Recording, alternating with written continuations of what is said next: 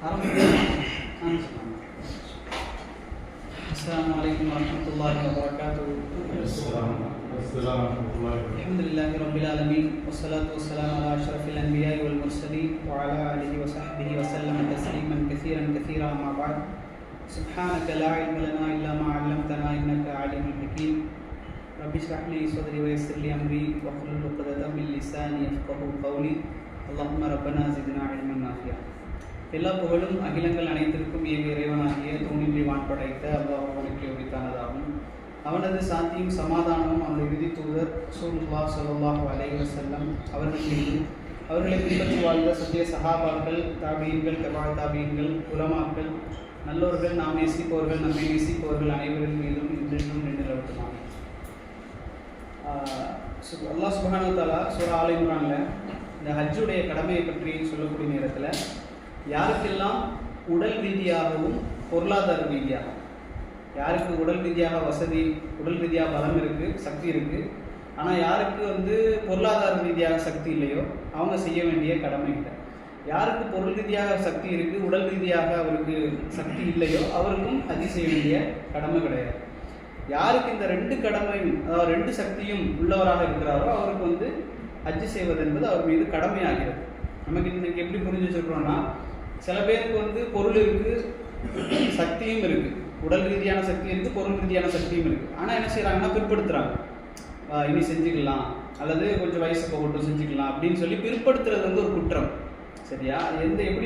எப்படிப்பட்ட குற்றம் அப்படின்னு சொன்னால், அவருக்கு வசதி இருக்கக்கூடிய நேரத்தில் அவர் ஹஜ் செய்யலை, ரெண்டு வசதியும் இருக்கக்கூடிய நேரத்தில் அவருக்கு பிற்காலத்தில் ஒரு வாய்ப்பு வராமல் போகக்கூடிய சூழல் ஏற்பட்டு அவர் வயோதிகமாகியோ அல்லது ஏழ்மை நிலைக்கு தள்ளப்பட்டோ அவர்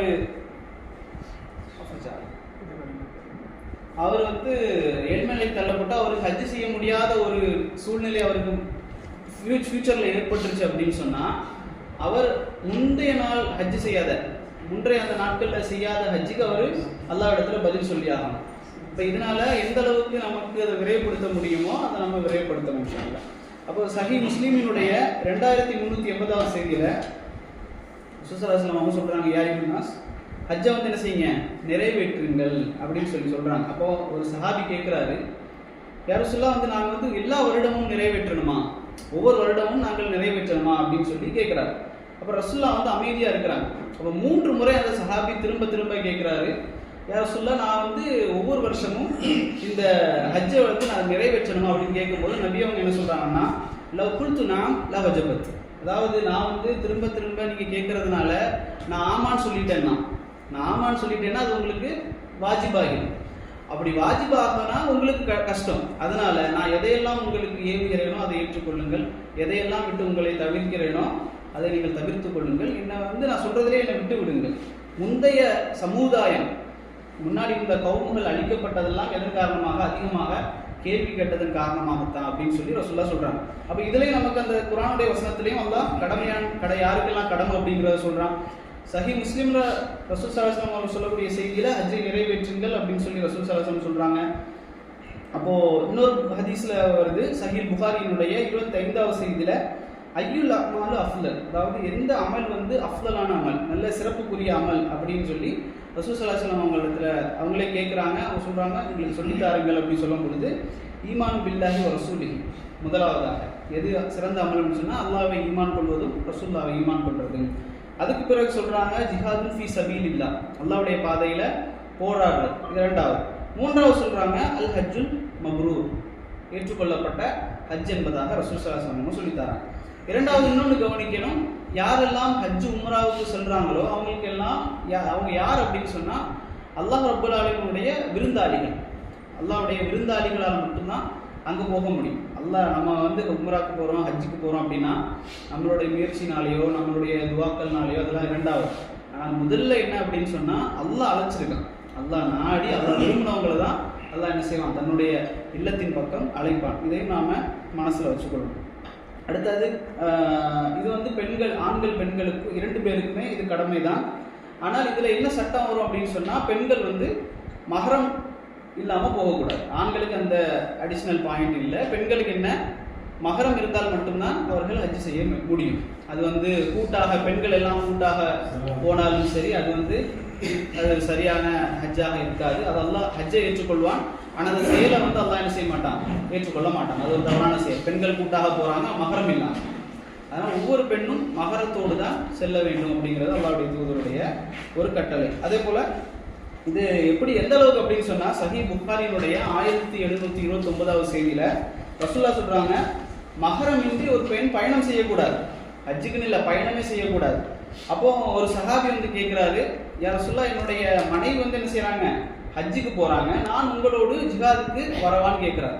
ரசூலுல்லாஹ் சொல்றாங்க, ஜிஹாதுக்கு வருவதை விட ஜிஹாதுக்கு வரக்கூடாது, நீ என்ன செய், மனைவியோடு ஹஜ்ஜுக்கு செல் அப்படின்னு சொல்லி ரசூலுல்லாஹ் சொல்றாங்க. இப்போ ஜிஹாத் எந்த அளவுக்கு மிக சிறந்த ஒரு அமல், ஆனால் ரசூலுல்லாஹ் சொல்றாங்க, நீ உன் மனைவியோடு ஹஜ்ஜுக்கு செல், ஏன்னா அவங்க தனியாக போகக்கூடாது என்பதாக ரசூல் ஸல்லல்லாஹு அலைஹி வஸல்லம் சொல்லித்தராங்க. அப்போ நமக்கு தெரிஞ்ச இன்னும் சில விஷயங்கள் தான். ஒரு உம்ராலேருந்து இன்னும் உம்ரா என்ன அப்படின்னு சொன்னால், அதற்கு இடைப்பட்ட பாவங்களுக்குரிய பரிகாரமாக இருக்குது அப்படின்னு சொல்லி ரசூலுல்லாஹ் சொன்னாங்க. அதே மாதிரி ஹஜ்ஜுக்கு ரசூலுல்லாஹ் என்ன சொன்னாங்க அப்படின்னு சொன்னால், ஹஜ்ஜுடைய அமல் என்பது, கூலி என்பது ஜன்னாவை தவிர வேறு இல்லை அப்படின்னு சொல்லி ரசூலுல்லாஹ் சொன்னாங்க. சொர்க்கத்தை தவிர வேறு கிடையாது அப்படிங்கிற மாதிரி ஹஜ்ஜுடைய சிறப்பை நாம் தெரிந்து கொள்ளணும். அதே போல் இன்னொரு சிறப்பு தான், ஹஜ்ஜுக்கு சென்று பரிபூர்ணமாக பாவம் செய்யாதவராக ஹஜ்ஜை முழுமையாக செய்து வரக்கூடியவர் அன்று பிறந்த பாலகனை போல அவர் திரும்புகிறார் அப்படிங்கிற ஒரு செய்தி. அப்போ அது மிக ஒரு உன்னதமான ஒரு பாக்கியம் அது. அதே போல பெண்களுக்குரிய ஜிஹாத் என்பதாகவும் அல்லாஹ்வுடைய தூதர் சொன்னாங்க. பெண்களுக்குரிய ஆயிஷா ரலியல்லாஹு அன்ஹா கேட்குறாங்க, ஆண்கள் எல்லாரும் ஜிஹாதுக்கு போறீங்க, அதுக்குள்ள உண்டான கூலிகளை நீங்க எடுத்துக்கொள்றீங்க, பெண்களுக்கு ஜிஹாத் இல்லையே அப்படின்னு சொல்லும்போது ரசூலுல்லாஹ் சொல்றாங்க, உங்களுக்கும் ஜிஹாத் இருக்கிறது, அது என்ன, ஹஜ் என்பதாக அல்லாஹ்வுடைய தூதர் சொல்றாங்க. கடைசியாக உம்ரா மற்றும் ஹஜ் என்பது வறுமையை போக்கும், ஏழ்மையிலிருந்து உங்களை பாதுகாக்கும், உங்களுக்கு செல்வத்தை தரும் அப்படின்னு சொல்லி ரசூலுல்லாஹ் சொன்னாங்க. அப்போ இந்த அடுத்ததாக நாம் இதனுடைய காலத்தை நாம் தெரிஞ்சுக்கணும். இப்போ நம்ம அந்த ஹஜ்ஜை பற்றி படிக்கும்போது நிறைய பேர் ஹஜ்ஜுக்கு போகிறதுக்கான இதில் இருக்க மாட்டோம். ஆனால் இன்ஷா அல்லாஹ் ஒரு நாள் எப்படியும் நம்ம ஹஜ்ஜு செய்வோம், வாய்ப்புகள் வரக்கூடிய நேரத்தில் ஹஜ்ஜு செய்வோம். அன்றைக்கு நாம் தெரியாதவர்களாக இது ஹஜ்ஜுனா என்னன்னே தெரியாது அப்படின்னு நம்ம இருந்துடக்கூடாது.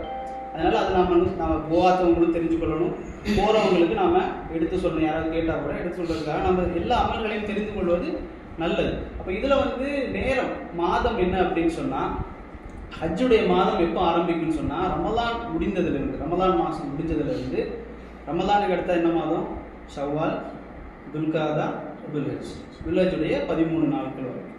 அப்போ இந்த 3 மாதங்கள், 2 மாதமும் அந்த 13 நாள், இதுதான் ஹஜ்ஜுடைய சீசன். இதற்குள்ள செய்யக்கூடிய அமல்கள் தான் ஹஜ்ஜாக ஏற்றுக்கொள்ளப்படும். அதை நான் என்னென்ன இன்ஷால்லா சொல்கிறேன். ஏன் ஷவ்வால்லேருந்தே நான் சொல்கிறேன், துல்காதாலேருந்தே, நம்ம துல்காதால இருக்கிறோம் இன்ஷால்லா, ஒரு 20 நாளில் அந்த ஹஜ்ஜுடைய பிறை ஆரம்பிக்குது. அப்போது நம்ம துல்காதால இருக்கிறோம், ஷவ்வால், துல்காதா, துல்ஹஜ், இந்த 3 மாதங்கள் தான் ஹஜ் செய்வதற்குரிய மாதங்கள். அதை நம்ம தெரிஞ்சுக்கணும். அதுக்கு அடுத்தபடியாக நம்ம மிக முக்கியமாக கவனிக்க வேண்டியது இஹ்லாஸ், அல்லாஹ்வுக்காக செய்யக்கூடிய அமலாக இருக்கணும். 2 கண்டிஷன். மார்க்கத்தில் எந்த அமலாக இருந்தாலும் 2 கண்டிஷன் இருந்தால் தான் அது அல்லாஹ் இடத்துல ஏற்றுக்கொள்ளப்படும். ஒன்று என்னன்னா இஹ்லாஸ், அல்லாஹ்வுக்காக மட்டும் செய்கிறது, வேறு யாருக்காகவும் செய்யக்கூடாது. பேருக்காக, புகழுக்காக. இன்னைக்கு எப்படின்னா, ஒரு ஹஜ் செஞ்சுட்டா, இப்போது நம்ம ஒரு கல்யாண திருமண பத்திரிக்கை வருதுன்னு வைங்களேன், அதில் அல்ஹாஜின்னு போடலைன்னா கோச்சிக்கு போகல, அல்ஹாஜின்னு போடணும், ஹாஜின்னு போடணும். அவர் கோவப்பட்டுருவார், என் பேரில் ஹாஜி போடலை, 2 ஹஜ் செஞ்சால் அல்ஹாஜி, இப்படி எல்லாம் அப்போ அதுக்காகலாம் நம்ம ஹஜ் செய்யலை, அல்லாஹ்வுக்காக மட்டும்தான் ஹஜ் செய்கிறோம். இது இஹ்லாஸ். 2வது இத்திபாவு ரசூல், இத்திபாவு சுன்னா. அல்லாஹ்வுடைய தூதர் எப்படியெல்லாம் வழிகாட்டினாங்களோ அப்படியெல்லாம் செய்வது தான் அந்த அமல் ஏற்றுக்கொள்வதற்கான ஒரு விஷயம். அப்போ ரசூலுல்லாஹி ஸல்லல்லாஹு அலைஹி வஸல்லம் அவர்கள் 10வது ஹிஜ்ரியில் என்ன செய்கிறாங்க, ரசூலுல்லாஹ் அவங்க ஹஜ் செய்கிறாங்க. 1,00,000க்கும் மேற்பட்ட சஹாபாக்கள் அதில் கலந்து கொள்கிறாங்க. அப்போ அந்த ஹஜ்ஜில் வச்சு ரசூல் ஸல்லல்லாஹு அலைஹி வஸல்லம் சொல்கிறாங்க, நீங்கள் எதையெல்லாம் நான் செய்கிறத பார்க்குறீங்களோ அதையெல்லாம் நீங்கள் படிச்சுக்கோங்க, ஏன்னா அடுத்த வருடம் நான் உயிரோடு இருப்பேனா தெரியாது அப்படின்னு சொல்லி ரசூலுல்லாஹ் சொல்கிறாங்க. அடுத்த வருஷம் நான் உயிரோடு இருப்பேனான்னு எனக்கு தெரியாது, நான் இப்போ ஹஜ் செய்கிறத நீங்கள் படித்து கொள்ளுங்க அப்படின்னு சொல்லி ரசூல் ஸல்லல்லாஹு அலைஹி வஸல்லம் சொல்கிறாங்க. அப்போ அந்த பூமி எப்படிப்பட்ட பூமி அப்படிங்கிறது நமக்கு தெரியும். ஹஜ்ஜுக்கு செல்லக்கூடியவங்க அந்த இடம் புனிதமான பூமி. எந்த அளவுக்குனா, வானம் பூமி படைக்கப்பட்ட நாள் முதல் அல்லாஹ் அந்த பூமியை புனிதப்படுத்தி இருக்கிறான். மனிதர்களால் புனிதப்படுத்தப்பட்ட பூமி அல்ல, அல்லாஹ்வால் புனிதப்படுத்தப்பட்ட பூமி. அங்கே வேட்டை பிராணிகள் விரட்டப்படக்கூடாது, புற்பூண்டுகள் புடுங்கப்படக்கூடாது, ஆயுதங்களை ஏந்தி கொண்டு போகக்கூடாது. ஆயுதங்கள் வந்து இன்னைக்கு பாதுகாப்புக்காக ஏந்துறது வேற, மற்றவர்களை துன்புறுத்துவதற்காக எந்த ஆயுதங்களையும் ஏந்தி கொண்டு செல்லக்கூடாது. கீழே கிடக்கக்கூடிய பொருட்கள், இது பொதுவாக சட்டம். என்ன, மக்கால போனீங்கன்னா கீழே கிடக்கக்கூடிய பொருட்களை எடுக்கக்கூடாது, அறிவிப்பாளரை தவிர. அதை யாரு கவர்மெண்ட் ரீதியாக அதை எடுத்து அறிவிப்பாரோ அதை தவிர வேறு யாரும் எடுக்கக்கூடாது, கீழே கிடந்தா எடுக்கக்கூடாது. அதே போல ரத்தம் அங்கு ஊட்டப்படக்கூடாது, போர் என்ன செய்யக்கூடாது, நடக்கக்கூடாது, சண்டை போடக்கூடாது. கடைசியாக பாவத்தை வந்து உள்ளத்தால் கூட நாடக்கூடாது. மற்ற மக்காவை விட்டு நீங்க வெளியே வந்தீங்கன்னா பாவத்தை உள்ளத்தால் நீங்க நினைச்சீங்கன்னா அது தப்பு கிடையாது, அது நீங்க செஞ்சாதான் அது எழுதப்படும். ஆனால் மக்காவுடைய பகுதிக்குள்ள நீங்க பாவம் செய்ய நினைச்சாலே அது எழுதப்படும். அவ்வளோ ஒரு பயங்கரமான குற்றம். அதனால தான் நிறைய தாபீன்கள் சஹாபாக்கள்லாம் பார்த்தீங்கன்னா மக்காவிலிருந்து வெளியே தங்குவாங்க, அந்த பார்டரை விட்டு வெளியே தங்கக்கூடியவர்களாக அவர்கள் இருந்தார்கள். அப்போ இதில் வந்து 3 விதமான ஹஜ் இருக்கு, அதான் பார்ப்போம் இன்ஷா அல்லாஹ். அதில் ஒன்று வந்து இஃப்ராத் அப்படின்னு சொல்லுவாங்க, கிரான் சொல்லுவாங்க, தமத்துன்னு சொல்லுவாங்க. இப்போ இந்த பெயர்கள் வந்து நீங்கள் இன்ஷா அல்லாஹ் இதை வேணால் நான் அனுப்பி தரேன், வச்சுக்கோங்க ஃபோனில், அடிக்கடி படித்தா அது ஞாபகம். ஆனால் நம்ம என்னன்னு தெரிஞ்சுக்கணும், அவ்வளோதான். இஃப்ராதுன்னு ஒன்று இருக்குது, கிரான்ங்கிற ஒரு வகை இருக்குது, அதே போல் தமத்து அப்படிங்கிற ஒரு முறை இருக்குது. இதில் ரசூல் ஸல்லல்லாஹு அலைஹி வஸல்லம் அவங்க வந்து செஞ்சது கிரான் அப்படிங்கிற முறையில். ஆனால் ரசூல்லா வழிகாட்டுனது என்ன அப்படின்னு சொன்னால் தமத்து, அதுதான் சிறந்த முறை, அதுதான் நம்ம செய்யணும். இந்த 3ல் எதை வேணாலும் செய்யலாம். ஒரு ஹாஜி வந்து ஒரு ஹஜ் செய்யக்கூடியவர் இந்த 3 முறைகளில் ஏதாவது ஒரு முறையில் செய்யலாம். ஆனால் இதில் சிறந்த முறை என்ன அப்படின்னு சொன்னால் தமத்து, இதை தாண்டி வேற முறையில் செஞ்சிடக்கூடாது. ஓகே, அப்போ இதில் வந்து நம்ம பார்க்கலாம்.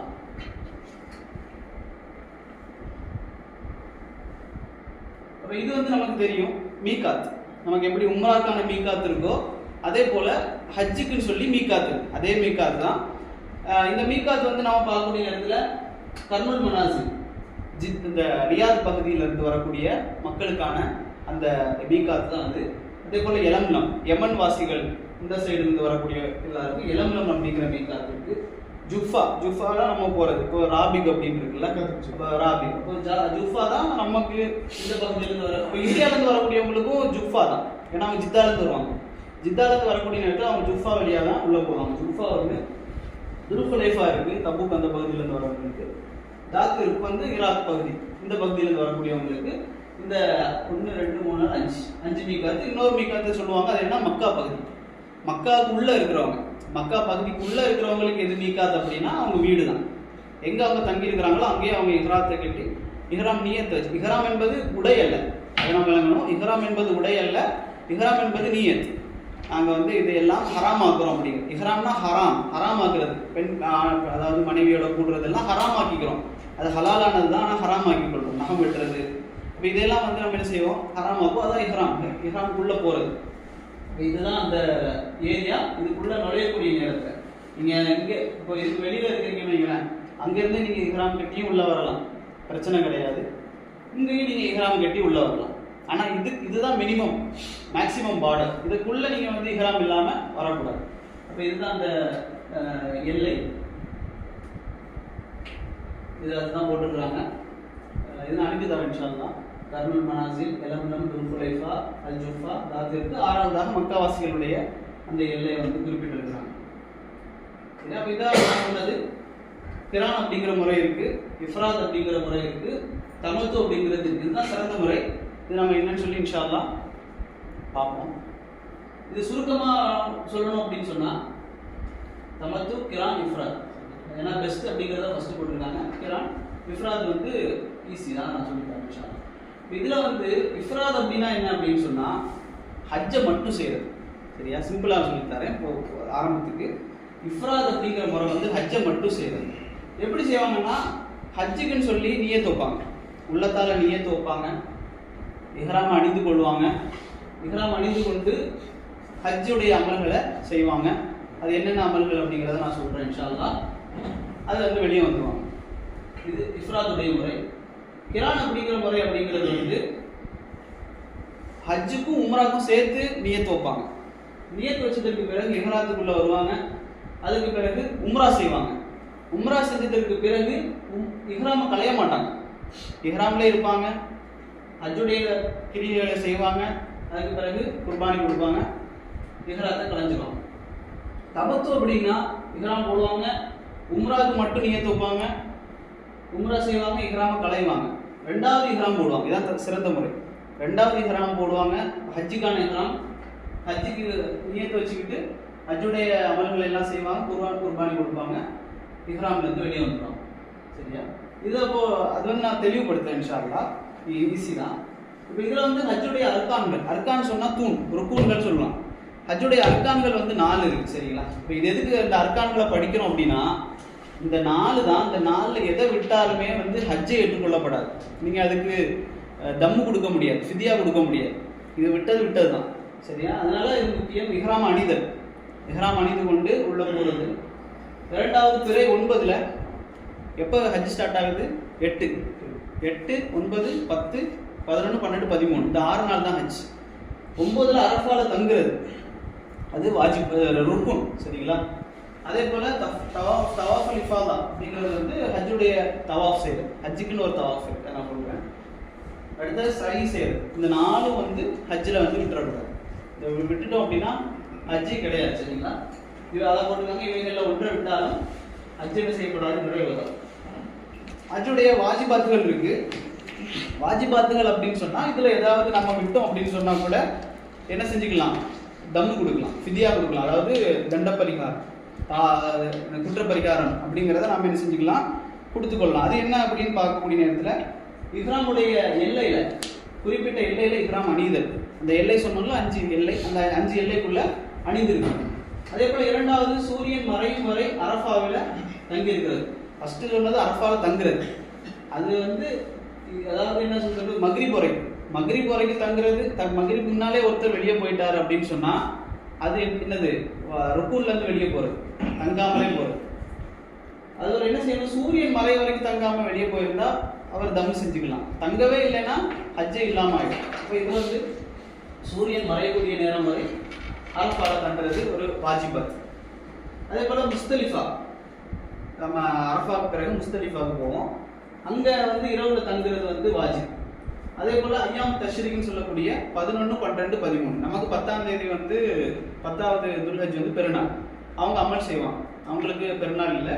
11, 12, 13ல மினாவில் தங்குறது வந்து என்ன அப்படின்னு சொன்னா வாஜிப்ல வரும். அதே போல ஜமராத்துனா உங்களுக்கு தெரியும்ல, கல்லெறிகிறது, ஷைத்தானு கல்லெறிதுன்னு சொல்லுவாங்க. அப்படி இல்லை, ரமல் வந்து அதாவது கல்லெறிகிறது வந்து ஜமராத்துக்கு தான். ஷைத்தானுக்கு கல்லெறிதுன்னு ஹதீஸ்கள்ல இல்லை. ஷைத்தான்களுக்கு இப்ராஹிம் அலைஹிஸ்ஸலாம் கல்லெறிஞ்சாங்க, நம்ம ஜமராத்தில் கல்லெறிகிறோம். ஜமராத்தில் கல்லெறிகிறது வந்து என்ன அப்படின்னு சொன்னா மூணு ஜமராத் இருக்கு. குப்ரா இருக்கு, உஸ்தா இருக்கு, சுக்ரா இருக்கு. பெருசு, நடுவில் இருக்கிறது கடைசி. அப்படி இருக்கு. அந்த 3லையும் கல்லெறிகிறது வந்து வாஜிப். அதே போல முடிய வெட்டுறது அல்லது இறக்குறது அதுவும் வாஜிப் தான்.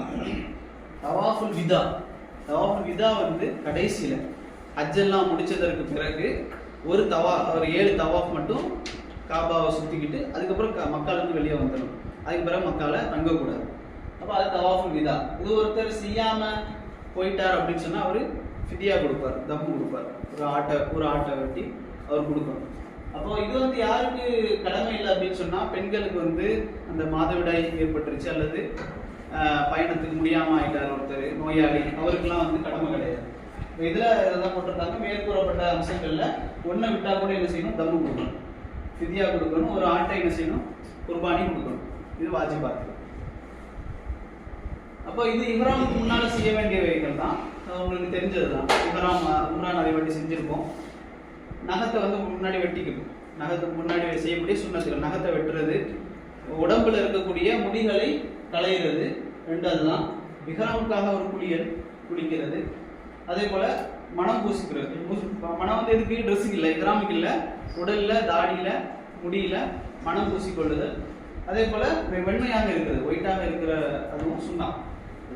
அடுத்ததாக இஹ்ராமுக்கு பின் செய்ய வேண்டிய சுண்ணா அப்படின்னா தல்பியா சொல்றது. ஆண்கள் வந்து சத்தமா சொல்லணும் தல்பியா, பெண்கள் சத்தமா சொல்ல தேவையில்லை, சொல்லக்கூடாது. ஹஜ்ருல் அஸ்வத் கல்ல வந்து முத்தம் கொடுக்கிறது, அது ஒரு சுண்ணா. அது செய்ய முடிஞ்சா செய்யணும், இல்லைன்னா ஒரு கம்பால தொட்டு அதை முத்தம் கொடுக்க முடிஞ்சா கொடுக்கணும், அல்லது கையை மட்டும் தான் நீட்டுறது. அது இல்லாமல் கையை நீட்டி தொடுறது வந்து சுண்ணா இல்லை. கையை நீட்டி முத்தம் கொடுப்பாங்க சில பேர், கையை நீட்டி இப்படி முத்தம் கொடுக்கறது சுண்ணால இல்லை, கையை நீட்டுறது பண்ணலாம். இதுக்காக வந்து சண்டை போடக்கூடாது. ஒரு ஒரு மனிதனுடைய மானம் என்பது காபாவுடைய புனிதத்தை விட புனிதமானது ரசூலுல்லாஹ் சொன்னாங்க அரஃபால. அப்போ அதை நம்ம செய்யக்கூடாது. உமர் ரலியல்லாஹு சொன்னாங்க ஹஜ்ருல் அஸ்வத்தை பார்த்து, நீ ஒரு கல்லு தான், சாதாரண கல்லு தான். ரசூல் ஸல்லல்லாஹு அலைஹி வஸல்லம் அவர்கள் உன்னை முத்தமிடுவதை நான் பார்க்காம இருந்திருந்தா நான் அவனை முத்தமிட்டு இருக்க மாட்டேன்னு சொல்றாங்க. அந்த அளவுக்கு தான் அந்த ஹஜ்ருல் அஸ்வத், அதில் பெரிய சிறப்புகள் அப்படி இல்லை. இன்னொன்று தெரிஞ்சுக்கொள்ளணும், ஹஜ்ருல் அஸ்வத் என்பது நம்ம இப்படி இருக்குதுல்ல, அதுக்குள்ள ஒரு கருப்பு கல், பெரிய கல், அது முழுக்க ஹஜ்ருல் அஸ்வத் இல்லை. அது தெரியும் தானே, அதில் உள்ள இருக்கிறது எல்லாமே ஹஜ்ருல் அஸ்வத் இல்லை. அதுக்குள்ள வந்து ஒட்டி வச்சிருப்பாங்க, இந்த பேர்த்தம்பலம் டேட் சைஸ்ல ஒரு 6-7 கல் ஒட்டி வச்சிருப்பாங்க. அதுதான் ஹஜ்ருல் அஸ்வத், சின்ன சின்ன பொடிக்கல். அது இந்த ஷியாக்களால் உடைச்சு கொண்டு போகப்பட்டது. அதை சவுதி அரேபியா வந்து மீண்டு கொண்டு வந்து வச்சிருக்காங்க. கொஞ்சம் பெருசாக இருந்தது தான், சின்னதாக கொஞ்சம் கொஞ்சம் கிடச்சிருக்கு. அதே போல் தவாஃபின் போது வலது புஜத்தை வந்து திறந்து வச்சுக்கிறது சுன்னா. இஹ்ராத்துக்கு பிறகு தவாஃபில் மட்டும் சில பேர் என்ன செய்வாங்க அப்படின்னா, இஹ்ராம்குள்ளே போனோடனே இந்த ஷோல்டரை காமிப்பாங்க, தோலை காமிக்கிற மாதிரி போட்டுட்டு தான் அவங்க சைனி செய்வாங்க, பஸ்ஸில் பயணிப்பாங்க. அப்படி செய்யக்கூடாது. தவாஃபுக்கு மட்டும்தான், எப்போ காபாவை சுற்றுறோமோ அப்போ மட்டும்தான் தோலை காமிக்கணும். தொழுகையும் போது தோலை மறைச்சிடணும், சையின் போது மறைச்சிடணும். அது ஒரு சுன்னா. அதே போல் தவாஃபின் போது 3 முறை என்ன செய்யணும் அப்படின்னு சொன்னால், ரமல் முறையில் முதல் 3 சுற்று கொஞ்சம் வேகமாக ஆண்கள் என்ன செய்யணும், நடக்கணும். அது ஒரு சுன்னா. 7 சுற்று 3 சுற்று வேகமாக. தவாஃப் செஞ்சதற்கு பிறகு மக்காம் இப்ராஹிம்ல தொழுகிறது. இப்போ மக்காம் இப்ராஹிம்ல தொழுக முடியலை அப்படின்னு சொன்னால், தொழுக முடியாது இப்போ கூட்டம் காரணமாக. அப்போ என்ன செய்யணும், அதுக்கு பக்கத்தில் தொழ முயற்சி பண்ணணும், அல்லது அதுக்கு பின்னாலேயே தொழ முயற்சி பண்ணணும். அங்கேயும் இல்லை அப்படின்னு சொன்னால் காபால எங்கே வேணாலும் தொழுது கொள்ளலாம். அதில் வந்து முதல் ரக்காத்தில் வந்து குல்யா அய்யுல் காஃபிரூன், சூரா ஃபாத்திஹாவுக்கு பிறகு குல்யா அய்யுல் காஃபிரூன். 2வது ரக்காத்தில் சூரா ஃபாத்திஹாவுக்கு பிறகு குல் ஹுவல்லாஹு அஹத் அப்படிங்கிற 2 சூறாவையும் ஓதிக்கொள்ளணும்னு சொன்னாங்க. அதுக்கு பிறகு அது முடிச்சிட்டோமா, தவாஃப் முடிச்சதுக்கு பிறகு மக்காமில் தொழுதுக்கு பிறகு சம்சம் தண்ணியை வயிறு நிரம்ப குடிச்சு கொள்வது ஒரு சுன்னா. தொங்கோட்டம் ஓடுவதற்கு முன்பு முடியுமானால் ஹஜ்ருல் அஸ்வத் கல்லை முத்தமிடுவது, அது முடிந்தால் முத்தமிட்டு கொள்ளணும். இந்த இஹ்ராம்ல வந்து தடுக்கப்பட்டவே இருக்கு. இது வந்து ஹராம். இஹ்ராமுக்கு பிறகு இதை நாம செய்யக்கூடாது. அது என்னன்னா அப்படின்னு சொன்னா, உடம்புல இருக்கக்கூடிய முடிகளை அகற்றக்கூடாது. உடம்புல இருக்க முடிகள்னா இதை அந்த உம்ரா முடிகிற வரைக்கும். அடுத்ததாக நகங்களை வெட்டக்கூடாது, ட்ரெஸ்ஸில் அல்லது உடம்புல எங்கேயுமே மனம் பூசக்கூடாது. அதுபோல் ஆண்கள் என்ன, இதில் வந்து பெல்ட்டு, வாட்சஸ் இதெல்லாம் வந்து நம்ம போட்டுக்கொள்ளலாம், அது பிரச்சனை கிடையாது. சாக்ஸ் போடக்கூடாது. தொப்பி ஆண்கள் வந்து தலையை மூடக்கூடாது, எதனாலையுமே, தொப்பினாலேயோ அல்லது எதனாலேயுமோ. அடுத்தது முத்தமிடுதல், இந்தியத்தை வெளிப்படுத்துதல் கூடாது, உடல் உறவு ஈடுபடுத்தல் கூடாது, திருமண ஒப்பந்தம் செய்யக்கூடாது, அதே போல் வேட்டையாடக்கூடாது. இதில் வந்து முதல் 6 விஷயங்கள், இந்த 6 விஷயத்துக்கு வந்து நீங்கள் வந்து மேற்கூறப்பட்ட 6 விஷயங்கள்ல ஏதாவது ஒன்று நடந்துச்சு அப்படின்னு சொன்னால் ஒரு ஆட்டை வந்து என்ன செய்யலாம், பரிகாரமாக கொடுத்துக்கலாம். இதில் ஏதாவது ஒன்று 6, உடம்புல முடி வெட்டுறீங்க, நகத்தை வெட்டுறீங்க, மனம் பூசிட்டீங்க, அல்லது தைத்த ஆடைகள் அணிஞ்சிட்டீங்க, எதையாவது ஒன்று சாக்ஸ் எதையாவது அணிஞ்சிட்டீங்க, அல்லது தொப்பியை வச்சுட்டீங்க, அல்லது முத்தமிட்டுட்டீங்க, இந்திரியத்தை, அதாவது உடல் உறவு வேற, இந்திரியத்தை வெளியேற்றுறது வேற சரிங்களா. இப்போ இந்த 6ல் ஏதாவது ஒன்று செஞ்சிட்டீங்க அப்படின்னு சொன்னால் ஒரு ஆட்டை என்ன செஞ்சுக்கலாம், குர்பானியாக கொடுத்துக்கொள்ளலாம், அல்லது ஏழைகளுக்கு பங்கிட்டு கொடுக்கணும், அல்லது 6 ஏழைகளுக்கு உணவளிக்கணும். ஒரு ஆட்டை பங்கிட்டு குர்பானி கொடுக்கணும், அல்லது 6 ஏழைகளுக்கு உணவளிக்கணும், அல்லது 3 நாள் நோன்பு பிடிக்கணும். மக்கால, ஊருக்கு வெளியில இல்லை, 3 நாள் மக்காவில் நோன்பு பிடிக்கணும். இதுல அடுத்ததாக இந்த உடல் உறவுல ஈடுபட்டுட்டா அப்படின்னு சொன்னா என்ன தம்மு கொடுக்கணும் அப்படின்னு சொன்னா, அது ஒரு பெரிய பாவம். உடல் உறவில் ஈடுபடுறது வந்து ஒரு பெரிய பாவம். அதுக்கு பிறகு என்ன செய்யணும்னு சொன்னால், அந்த ஹஜ்ஜை வந்து ஹஜ் நேரத்தில் எப்படி பண்ணிட்டார் அப்படின்னு சொன்னால், அந்த ஹஜ்ஜை முழுமையாக செஞ்சு முடிச்சிடணும். அதுக்கு பகரமாக அடுத்த வருஷம் என்ன செய்யணும்னு சொன்னால் ஒரு ஹஜ்ஜை செய்யணும். இந்த ஹஜ்ஜுக்கு பதிலாக அடுத்த வருஷமும் ஒரு ஹஜ்ஜு செய்யணும். அப்போ என்ன செய்யணும் அப்படின்னு சொன்னால் ஒரு ஒட்டகத்தை குர்பானி கொடுக்கணும். இந்த எதுக்கு, இந்த 7வது விஷயத்துக்கு சரிங்களா. 8வது விஷயத்துக்கு வந்து திருமண ஒப்பந்தம் செஞ்சோம் அப்படின்னு சொன்னால் தௌபா செய்யணும். அது தவிர வேற பரிகாரம் இல்லை. 9வது விஷயம் வேட்டையாடுறாரு அப்படின்னு சொன்னால், உதாரணமாக ஒரு ஒரு ஒரு என்ன புறாவை வேட்டையாடுறாரு அல்லது ஏதாவது ஒன்று வேட்டையாடுறாரு அப்படின்னு சொன்னால், எத்தனை உயிரினத்தை அவர் வேட்டையாடுறாரோ அதுக்கு ஏற்ற மாதிரி ஒரு ஆட்ட பரிகாரமாக அவர் என்ன செய்யணும், குர்பானி கொடுக்கணும் சரிங்களா. இப்போ இதுதான் இஸ்லாம் அவருடைய சட்டம். அடுத்தது நியத் வைக்கிறது. இது கொஞ்சம் தப்பாக இருக்கும், இதுதான் தமத்து முறையில் ஹஜ் செய்கிறது. எப்படி நியத் வைக்கணும்னா, இது நீங்கள் அனுப்பிட்டாரு, நீங்கள் பாருங்க இன்ஷா அல்லாஹ். ஒரு சுருக்கமாக சொல்கிறேன், டைம் எடுக்கும். தமத்து முறையில் ஹஜ் செய்கிறது வந்து என்ன அப்படின்னா, தமத்து தான் பெஸ்ட்டு, அதனால் அதை நான் ஃபஸ்ட்டு சொல்கிறேன். தமத்து முறையில் செய்கிறதுனா உம்ராவையும் ஹஜ்ஜையும் பிரித்து செய்வார். அதனால் அவருக்கு முதல்ல உம்ராவுக்கு நியத்து வைப்பார். அதற்கு பிறகு உம்ரா முடிச்சதுக்கு பிறகு ஹஜ்ஜுக்கு நியத்து வைப்பார். இதே கிரான் முறையில் செய்யக்கூடியவர் உம்ராவுக்கும் ஹஜ்ஜுக்கும் சேர்த்து நியத்து வைப்பார். இஃப்ராத் முறையில் செய்கிறவர் ஹஜ்ஜுக்கு மட்டும்தான் நியத்து வைப்பார். சரிங்களா? இது புரிஞ்சிச்சுல்ல? தமத்து சிறந்த முறை. தமத்துவில் செய்கிறவர் உம்ராவுக்கு நியத்து வைப்பார், உம்ரா செஞ்சு முடிப்பார், ஹஜ்ஜுக்கு நியத்து வைப்பார், ஹஜ்ஜு செஞ்சு முடிப்பார். கிரானில் செய்கிறவர் ரெண்டையுமே செய்வார். ஹஜ்ஜுக்கும் உம்ராவுக்கும் சேர்த்து நியத்து வைப்பார், அப்படியே செய்வார், ரெண்டையும் சேர்த்து. இஃப்ராத்தில் செய்கிறவர் ஹஜ்ஜு மட்டும்தான் அப்படிங்கிறதுல அவர் செஞ்சு முடிப்பார். அதுதான் இது. அதே போல் இப்போ ஏதாவது பயம் ஏற்படுது, அதாவது ஹஜ்ஜு செய்யறதுக்கு முன்னால ஏதாவது உடல் வியாதியோ அல்லது ஏதாவது வந்து நடக்குது அப்படின்னு சொன்னால், பெண்கள் அதே மாதிரி மாதவிடாய் ஏற்பட்டுரும் அப்படின்னு சொல்லி பயந்தாங்க அப்படின்னு சொன்னால், அவங்க வந்து இந்த துவாவை ஓதிக்கொள்ளலாம். அது வந்து இந்த துவாவை ஓதிக்கும் அப்படின்னு சொன்னால், அதுக்கு பிறகு அவங்களுக்கு இடையில ஹஜ்ஜு முறிவு ஏற்பட்டுருச்சு, அவரால் முடியாமல் போயிடுச்சுன்னா அவர் தம்மு கொடுக்க வேண்டிய அவசியம் இல்லை. ஃபிதியா குற்றப்பரிகாரம் கொடுக்க வேண்டிய அவசியம் கிடையாது. அல்லாஹும்ம இன்ன ஹபஸ்தனி ஹாபிசும் மஹல்லி ஹைசு ஹபஸ்தனி அப்படிங்கிற துவா இதில் லைன் போட்டிருக்கிறாங்க. இதில் அல்லாஹும்ம நம்ம அல்லா இடத்துல கேட்கலாம், அல்லாஹும்மங்கிறத ஆட் பண்ணி அந்த துவா இருக்குது. இதே நான் இது அதே தான். இது வந்து நம்ம உம்ரா ஹஜ்ஜில் சொல்கிற தல்பியா. சரிங்களா? லப்பைக் அல்லாஹும்ம லப்பைக் லப்பைக் லா ஷரீக லக் லப்பைக் இன்னல் ஹம்த வன் நிஅமத லக வல் முல்க் லா ஷரீக லக். இதுதான் வந்து ஹஜ்ஜுடைய உம்ராவுக்கு நம்ம இஹ்ராம்குள்ளே போயிட்டாலே, இஹ்ராமுடைய எல்லைக்குள்ளே போயிட்டாலே நம்ம வந்து செய்ய வேண்டியது. அப்போ இப்போ வந்து நம்ம ஹஜ்ஜுக்கு வருவோம் இன்ஷா அல்லாஹ். ஃபஸ்ட்டு வந்து ஈஸியானதை சொல்லிக்கிறேன், என்னன்னு சொல்லி இன்ஷா அல்லாஹ் விளக்கிக்கிறேன். அதுக்கப்புறம் நம்ம இதை பார்ப்போம் இன்ஷா அல்லாஹ். இஃப்ராது ஃபஸ்ட்டு பார்ப்போம். இஃப்ராதுனா என்ன அப்படின்னா, ஹஜ்ஜை மட்டும் செய்கிறது. ஹஜ்ஜு மட்டும் செய்கிறதுனா என்ன செய்வாங்கன்னா, ஊர்லேருந்து வருவாங்க. ஊர்லேருந்து வர்றது மாதிரியே வைங்களேன். ஊர்லேருந்து வருவாங்க. 8ஆம் தேதி ஹஜ்ஜு ஆரம்பிக்குது, ஹஜ்ஜுடைய அமல்கள் 8ஆம் தேதி முன்னாலே வந்துடுவாங்க. துல்ஹஜ்ஜுடைய முதல் நாளே வருவாங்க, அல்லது ஷவ்வாலுடைய 2வது நாள் வருவாங்க. அதான் நான் சொன்னேன், ஷவ்வாலிருந்து தான் அமல் ஸ்டார்ட் ஆகும். ஷவ்வாலுக்கு முன்னால் செஞ்சால் அது அமலே கிடையாது, ஹஜ்ஜே கிடையாது. ஷவ்வாலில் வந்துட்டாருன்னு வைங்களேன், இஃப்ராத் செய்யக்கூடியவர் வந்துட்டார். வந்த உடனே என்ன செய்வார் அப்படின்னு சொன்னால், இஹ்ராத்தோட இஹ்ராம் எல்லைக்குள்ளே வருவார். இஃப்ராத் ஹஜ்ஜு மட்டும் செய்கிறார் மனசு. உள்ளே வந்த உடனே அவர் என்ன செய்வார், நேராக காபாவுக்கு போவார். காபாவில் போய் தவாஃப் பண்ணுவார். தவாஃப் பண்ணி முடித்த உடனே என்ன பண்ணுவோம், சை பண்ணுவோம். உம்ராக்கு என்ன செய்வோமோ அதே போல் சை பண்ணுவார். சை பண்ணிவிட்டு அப்படியே இஹ்ராத்தை களைய மாட்டார், இஹ்ராம்லேயே இருப்பார். 8வது துல்ஹஜ் வரைக்கும். 8வது துல்ஹஜ்ஜில் எங்கே போவார்னு சொன்னால், மினாவுக்கு போவார். மினாவில் 8வது ஹஜ்ஜில் என்ன செய்யணும், தங்கி இருக்கணும். 8வது நாள் துல்ஹஜ்ஜில் மினாவில் தங்கணும். என்னெல்லாம் தொழுகணும்னா, தொஃபர் தொழுகணும், அசர் தொழுகணும், மக்ரிப் தொழுகணும், இஷா தொழுகணும்.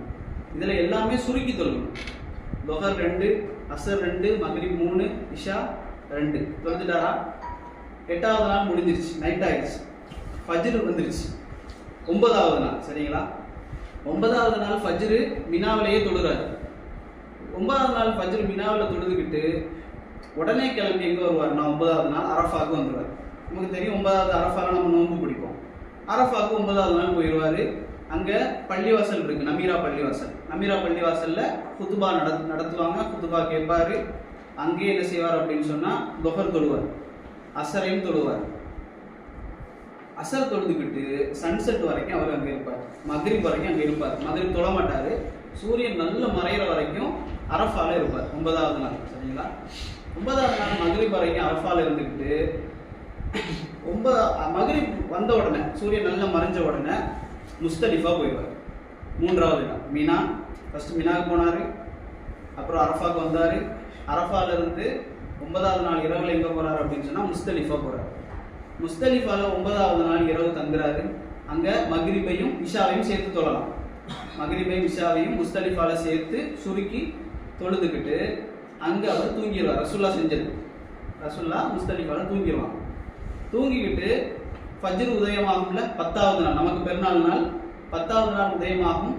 அங்கே என்ன செய்வார், முஸ்தலிஃபாவில் ஃபஜ்ர் தொழுவார். தொழுதுகிட்டு மறுபடியும் என்ன செய்வாருன்னு சொன்னா நேரம் முஸ்தலிஃபால இருந்து ஜமராத்துக்கு போவார். ஜமராத்துல போய் ஒரே ஒரு ஜமராத் அக்கபா அப்படின்னு சொல்லக்கூடிய கடைசி ஜமராத், மூன்றாவது ஜமராத், பெரிய ஜமராத்துல கல்லெறிவார். ஒரே ஒரு ஜமராத், சரிங்களா? 3 ஜமராத் இருக்கு, 3 கல் இருக்கு. அதுல ஒரு ஜமராத்துல கல்லெறிவார். கல்லெறிஞ்சுக்கிட்டு என்ன செய்வார்னா குர்பானி கொடுப்பாரு, தலையை மடிப்பார். இதோட என்ன செஞ்சிடலாம் அப்படின்னா ஹஜ்ஜுடைய கிரியைகள் முடிஞ்சு. இஹ்ராம்ல இருந்து ஒரு இஹ்ராம்ல இருந்து வெளியாகிறதுன்னு சொல்லுவாங்க. ஒரு வாட்டி கல்லெறிஞ்சுக்கிட்டு 10வது நாள்ல துவா செய்வாரு. அதுக்கு பிறகு தலையை மலிப்பார் அல்லது குறைச்சு கொள்வார். குறைச்ச உடனே அந்த ஒரு இஹ்ராம்ல இருந்து வெளியே வந்துட்டாரு. இப்போ என்ன செய்யலாம் அப்படின்னு சொன்னா மனைவியுடன் கூட முடியாது, மற்ற எல்லாத்தையும் அவர் செஞ்சு கொள்ளலாம். இப்போ என்ன செய்வார்னா அவர் இஹ்ராம கூட கலத்திக்கலாம், சரிங்களா? 10வது நாள்ல இஹ்ராம கூட உடனே கலத்தி கொள்ளலாம். கலத்திக்கிட்டு சாதாரண ஆடை அணிந்து கொள்ளலாம். அணிஞ்சுக்கிட்டு என்ன செய்வார் அப்படின்னு சொன்னா மக்காவுக்கு போவார். மக்காவில் போய் அதுதான் ஹஜ்ஜிக்கான தவாஃப். இதான் சொல்றேன். இப்போ ஹஜ்ஜி 10வது நாள் செய்கிறோமே, 10வது நாள் செய்கிறது தான் ஹஜ்ஜிக்கான தவாஃப். மக்காவில் போய் இஹ்ராமில் இருக்கணும் அவசியம் இல்லை, தோலை திறக்கணும் அவசியம் இல்லை. அவர் மக்காவை தவாஃப் செய்வார். தவாஃபு இஃபாவ் தான் சொல்லுவாங்க, ஹஜ்ஜுக்குரிய தவாஃப். அதை 7 முறை செய்வார். இப்போ நான் என்ன ஹஜ்ஜுக்கு மட்டும் நியத்து வச்சவரை நான் சொல்லிட்டு இருக்கேன். இவர் முதல்ல சை செஞ்சுட்டார்ல, முதல்ல சை செஞ்சார்ல, முதல்ல சை செஞ்சதுனால இங்கே அவர் சை செய்ய வேண்டாம், சரிங்களா? இஃப்ராத்துடைய முறையில் 2 தவாஃப் இருக்கு. வந்த நாள்ல ஒரு தவாஃப் இருக்கு, இது 2வது தவாஃப் செய்யறாரு. சை அப்பவே செஞ்சுட்டாரு, அதனால இப்ப செய்ய வேண்டாம். அப்ப செய்யாம விட்டுருந்தாருன்னா இப்ப செஞ்சு கொள்ளலாம். இல்ல ஒரே ஒரு சை செஞ்சு முடிச்சுட்டு நேரம் என்ன செய்வாருன்னு சொன்னா மினாவுக்கு வந்துடுவார். 10வது நாள்லயே மினாவுக்கு வந்து தங்கிக்கிடுவாரு. 11வது நாள் முடிப்பாரு. 11வது நாள் முடிச்சு இப்போ ஃபுல்லா மினா தான், சரிங்களா? 11வது நாள் தொஹர் வரைக்கும் மினால தங்குவார். தொஹர் ஆன உடனே தொழுதுகிட்டு ஜமராத்துல வந்து 3 ஜமராத்தும் கல்லெறிவார். 11வது நாள் 3 ஜமராத்தும் கல்லெறிவார். 7 கற்கள், 21 கற்கள். என்ன 7 14 21 21 கற்கள் 7 எறிவாரு. எரியக்கூடிய நேரத்தில் அது என்னன்னு நான் சொல்றேன். ஒரு 7 கல் எரிஞ்சுக்கிட்டு அங்கே துவா செய்யணும். அதே போல 2வது கல் எரிஞ்சுக்கிட்டு துவா செய்யணும். 3வது கல்லுக்கும் எரிஞ்சுக்கிட்டு துவா செய்யணும். இப்படி எரிஞ்சு முடிச்சுட்டு மறுபடியும் மினாவில் போய் தங்கிடணும். நைட்டு ஃபுல்லாக தங்கணும். காலையில் ஃபஜ்ர் தொழுகணும், லொஹர் தொழுகணும். 12வது நாள் மறுபடியும் வரணும், 3க்கும் கல் எறியணும். இந்த 12வது நாள் முடியக்கூடிய நேரத்தில் மக்ரிபுக்கு முன்னால் அவர் போயிடணும். இது ஒரு சட்டம். ஜமராத்து கல்லெறிஞ்ச உடனே மக்ரிபுக்கு முன்னாலேயே அவர் மினாவில் போயிடணும். அப்போ மினாவுக்கு 12வது நாள் நைட்டு போவார், தங்குவார். 13வது நாளும் கல்லெறிவார். கல்லெறிஞ்சிட்டு துவா செய்வார். அதோட ஹஜ்ஜி முடிஞ்சிச்சு. இவ்வளோதான் ஹஜ் இஃப்ராத்துடைய முறையில் நான் சொல்லுவேன். இப்போ அடுத்தது என்ன செய்வார்னா, இப்போ ஊரை விட்டு வெளியே வர போறார், மக்கா விட்டு வெளியே வர போறார். எப்போ வெளியே வரான்னு அவர் நினைக்கிறாரோ அப்போதான் கடைசி தவாஃபுல் விதா அப்படின்னு சொல்லக்கூடிய விடைபெறும் தவாஃப். மக்காவுக்கு போகிறதுக்கு முன்னாடி விடைபெறும் தவாஃப் எப்போ செய்வார்னா, எப்போ அவர் வெளியே போகணும்னு நினைக்கிறாரோ அப்போதான் அதை பண்ணணும். இல்லாமல் பண்ணிக்கிட்டு அங்கே இருந்து அந்த சாதனங்களை வாங்குறதோ ட்ரெஸ் வாங்குறதோ இது செய்யக்கூடாது. செஞ்சுட்டாருன்னா வெளியே போயிடும் மக்காவுக்கு. இப்போ அந்த தவாஃபுல் விதாவை செய்வார். இதோட ஹஜ் முடிஞ்சிச்சு. இப்போ நான் சொன்னது வந்து என்ன, இஃப்ராதுடைய முறை, சரிங்களா? இப்போ கிரானுடைய முறையை சொல்கிறேன். 2வது கிரானுடைய முறை. இது என்ன அப்படின்னு சொன்னால், துல்ஹஜ்ஜோ ஷவ்வாலோ அல்லது துல்காதாவோ உள்ள வருவார், சவுதிக்குள்ளே வருவார். இஹ்ராமோட வருவார். இஹ்ராமோட வந்துக்கிட்டு உம்ரா செய்வார். உம்ரா செஞ்ச உடனே நம்மள அதே மாதிரி தவாஃப் செய்வார், சஹி செய்வார். சஹி செஞ்சுட்டு பின்னால் என்ன செய்வாருன்னு சொன்னால், அப்படியே எப்படி இஃப்ராதோ அதே போல தான். இஃப்ராது கிரானுக்கு என்ன வித்தியாசம்னா, ஒரு வித்தியாசமும் கிடையாது. இங்கே குர்பானி கொடுக்கணும். இஃப்ராத்தில் வந்து குர்பானி கொடுக்க வேண்டிய அவசியம் இல்லை. இஃப்ராத்தில் குர்பானி கொடுக்க வேண்டிய அவசியம் கிடையாது, சரிங்களா? நல்லா வேணும். இஃப்ராத்தில் வந்து குர்பானி கொடுக்க வேண்டாம், கிரானில் குர்பானி கொடுக்கணும். இது மட்டும்தான் வித்தியாசம். மற்ற எல்லாமே சேம் தான். இஹ்ராம்லேயே அவர் இருப்பார். தமத்து, சிறந்த முறையான தமத்து என்ன அப்படின்னு சொன்னால், சவுதிக்குள்ளே வந்துக்கிட்டு நம்ம உம்ரா செய்கிற மாதிரியே உம்ரா செய்வார். இஹ்ராம் கட்டி உம்ரா செய்வார். உம்ரா முடித்தோடனே இஹ்ராம் எல்லாம் கழட்டிடுவார். ஷவ்வாலே வந்துடுவாங்க சில பேர் ஹஜ்ஜுக்கு. அவங்க என்ன செய்வாங்கன்னா உம்ரா செய்வாங்க ஃபஸ்ட்டு. இப்போ செய்கிறாங்கல்ல துல்காதா, இப்போ வந்து ஹஜ்ஜுக்கு வந்துருக்குறாங்க. இவங்க என்ன செய்வாங்கன்னா நேராக வருவாங்க, உம்ரா செய்வாங்க. நம்ம செய்கிற மாதிரியே உம்ரா செய்வாங்க. உம்ரா எல்லாம் செஞ்சுக்கிட்டு இஹ்ராம கழட்டிடுவாங்க. அதுக்கு பிறகு மனைவியோட கூடலாம், எல்லாமே செய்யலாம். இப்போ என்ன செய்வாங்கன்னா 8வது நாள் வரும்ல, 8வது நாள் வந்த உடனே மறுபடியும் இஹ்ராம போடுவாங்க. யார் அணிந்து கொண்டு மறுபடியும் எப்படி ஹஜ்ஜி செஞ்சோமோ இழந்தார் அதே போல எல்லாமே செய்வாங்க. அதாவது தமத்துல இருக்கிறவங்களுக்கு 2 தவாஃபும் இருக்கு, 2 சையும் இருக்கு. இஃப்ராதில் நம்ம பார்த்தோம், அங்க சை செஞ்சுட்டு அங்க சை செய்ய தேவையில்லை, அங்க விட்டு அங்க சை செய்யணும். இங்க எப்படின்னா உம்ரா முடிஞ்சிருச்சு கலாஸ், அதுக்கு பிறகு ஒன்று தவாஃப் 1 சை 1 முடிஞ்சிச்சு. ஹஜ்ஜில் வந்தால் மறுபடியும் தவாஃபும் சையும் கண்டிப்பாக செய்யணும், குர்பானி கண்டிப்பாக கொடுக்கணும். இதுதான் தமத்துடைய அந்த சிறப்பு. ரசூல் ஸல்லல்லாஹு அலைஹி வஸல்லம் கிரான் செஞ்சாங்க. அப்போ வந்து அது என்ன காரணம் அப்படின்னு சொன்னால், அந்த முன்னால் இஸ்லாத்துக்கு முன்னாலே ஹஜ் இருக்கு சரிங்களா, இஸ்லாத்துக்கு முன்னாலே ஹஜ் இருக்கு. அந்த பீரியட்ல இருக்கிற அந்த மக்கள் என்ன நினைச்சிட்டு இருந்தாங்கன்னா, ஹஜ்ஜுடைய சீசன்ல உம்ரா செய்யறது ஹராம்னு நினைச்சிட்டு இருந்தாங்க. உம்ராவுடைய சீசன்ல ஹஜ் செய்யறது ஹராம்னு நினைச்சிட்டு இருந்தாங்க. சஹாபாக்கள் அப்படிதான் நினைச்சிட்டு இருந்தாங்க. அப்ப ரசூல்லா வந்த உடனே ரசூல்லா சொல்றாங்க, எல்லாரும் என்ன செய்யுங்க, இஹ்ராம கலைங்க, இஹ்ராம கலைங்கன்னு சொன்ன உடனே யாருமே கலையல, எல்லாரையும் கலைய சொல்றாங்க. கலைஞ்சிட்டு நீங்க மறுபடியும் ஹஜ்ஜுக்கான இஹ்ராம இது பண்றதுக்காக சொல்லக்கூடிய நேரத்துல சஹாபாக்கள்ல யாருமே செய்யல. ஏன்னா ரசூல்லாவும் செய்ய மாட்டேங்கிறாங்க. ரசூல்லா சொல்றாங்க, நான் ஏன் கலத்த மாட்டேங்கிறேன்னா, நான் ஆடுகளை கூப்பிட்டு வந்துட்டேன், வெட்டுறதுக்கான விஷயங்களை நான் கொண்டு வந்துட்டேன், அதனால என்னால் கலட்ட முடியாது, நீங்க கலட்டுங்கன்னு சொல்றாங்க, செஞ்சாங்க. அப்போ இது வந்து இப்போ நம்ம வந்து இது பார்ப்போம் சார், இதை பிக்சரா பார்த்தா நமக்கு விளங்கும். இப்போ டே வந்து 1 அப்படிங்கிறது போட்டிருக்கிறது வந்து 8 துல்ஹஜ்ஜுடைய 8வது நாள் சரிங்களா. இப்போ பள்ளிவாசல் அதாவது தவாஃப் செய்கிறாரு, சை செய்கிறாரு, செஞ்சுக்கிட்டு மினாவுக்கு போகிறாரு சரிங்களா. மினாவில் நான் சொன்ன மாதிரி லுஹரு, அசரு, மக்ரிபு, இஷா 4ஐயும் சுருக்கி சொல்றாரு. மக்ரிபை சுருக்க முடியாது, 1.5 ஆக்க முடியாது, 3 தான். அப்போது 4 ரக்காத்து எல்லாம் 2 ரக்காத்தா மாத்துறாரு மினாவில். 8வது நாள் காலையில் ஃபஜ்ரும் தொழுறாரு. லுஹர், அசரு, மக்ரிபு, இஷா, ஃபஜ்ர் வரைக்கும் மினாவில் தொழுறாரு 8வது துல்ஹிஜ்ஜால. அப்போ இதுதான் யௌமு தர்வியான்னு சொல்லுவாங்க, இந்த முதல் ஹஜ்ஜுடைய முதல் தொடக்கம் நாள். அப்போ இதில் என்ன செய்யணும் அப்படின்னு சொன்னால், உம்ராவுக்கு முதல் என்னென்ன சுன்னத்துக்களை அமலா செய்தோமோ அவற்றை செய்யணும். எப்படி உம்ராவுக்கு செய்கிறோமோ அதே போல் குளிக்கிறது, மனம் பூசுறது எல்லாமே செஞ்சுக்கிட்டு இஹ்ராமுக்குள்ள போகிறது. எந்த இடத்துல இருக்கிறோமோ அந்த இடத்துலேருந்து இஹ்ராம் ஆடை அணிந்து ஹஜ்ஜை நிறைவேற்றுகிறேன் என்று மனதால் நினைத்து லப்பைக்க ஹஜ்ஜன். 8வது நாள் ஹஜ் தானே, அதனால ஹஜ் லப்பைக்க ஹஜ்ஜன்னு சொல்லி இங்கே வைக்கிறாரு. பின்னர் தல்பியா சொல்றாரு. தல்பியா வந்து எப்போ நிறுத்தணும்னா, அந்த ஜம்ராத்தில் கல்லறிவோம்ல, அத்தோட தல்பியா முடிஞ்சு, அதுக்கு பிறகு லப்பைக் அல்லாஹ் லப்பைக் சொல்லக்கூடாது. அதுக்கு பிறகு ஃபுல்லா அல்லாஹ் அக்பர் தான். 10வது நாள் தான் நம்ம முதல் கல் எறிவோம். நம்ம 10வது நாள் பெருநாள்ல என்ன செய்வோம், தல்பியா சொல்ல மாட்டோம், தக்பீர் சொல்லுவோம். அதே போல தக்பீர் அவங்க சொல்ல ஆரம்பிச்சிருவாங்க. அதே போல லுஹருக்கு பின்னர் லுஹருக்கு முன்பாக மினாவை அடைந்து தொழுகையில் நம்ம சொன்ன மாதிரி தான் மினாவுக்கு போகிறாங்க, எல்லா ரக்காத்துகளையும் சுருக்கி தொழுறாங்க. அதே போல் இந்த நாளில் வந்து அதிகமாக தஸ்பீஹ், தஹ்மீத் எல்லா துவாக்களையும் செஞ்சு கொள்ளலாம், பிரச்சனை கிடையாது. சுபு தொழுகை வரை உறங்கி விட்டு ஜமாத்தாக தொழுது விட்டு சூரியன் உதிக்கும் வரை மினாவில் தங்கியிருக்கணும். மினாவில் தான் தங்கியிருக்கணும் நம்ம சொன்ன மாதிரி. இதில் வந்து சுன்னத்தான தொழுகைகள்லாம் சேர்த்து தொழுதுட்டு இருக்கக்கூடாது.